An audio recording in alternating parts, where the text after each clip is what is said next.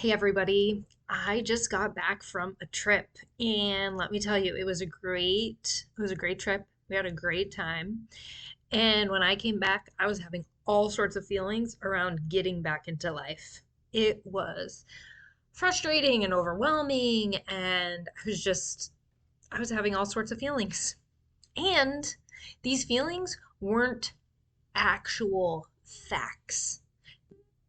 They were information, things that I needed to get curious about. I also have just came across this article in Psychology Today titled Feelings Aren't Facts. So it says, upon occasion, every now and then, some people get a feeling that isn't real. They may think that it's real.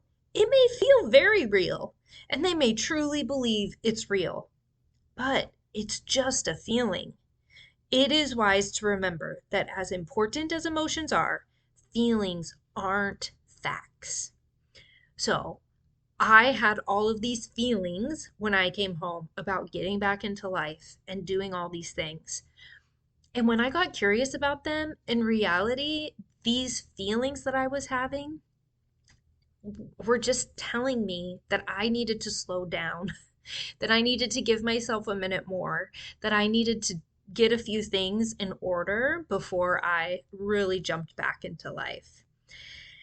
Later on in the article, it says, just because your boss or your partner looked at you in a funny way or spoke with a sharp tone doesn't mean that he or she is mad at you. Sometimes people are rushed or even having a bad moment, but it's also possible that you are misinterpreting the message. I know I have been guilty of that. Unfortunately, in the process, you could be feeling horrible about an imagined negative outcome. Do you ever tell yourself a story that you later find out is just really not true? Then, since you're telling yourself that story, you walk around for days thinking that you're in trouble or that your life as you know it is over. It doesn't have to be that way.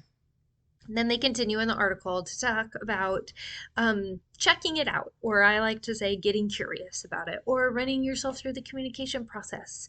Figure out what your real goal is, figure out what you're doing or not doing. What are you worried about that reveals your hidden commitments? What assumptions are you making? And then take some experiments, remove that emotion, and just take some action. So in the article too, it says this isn't an easy process, but it is far less painful than living your life feeling like your world is crashing in on you. If this was helpful for you, share it with a friend. Remember to speak clearly and listen bravely. When you feel confident in your communication, everything changes. We'd love to hear your wins, failures, and insights on Instagram at Communication Skills for Women. Leave a review and connect with us. Until next time, speak clearly and listen bravely.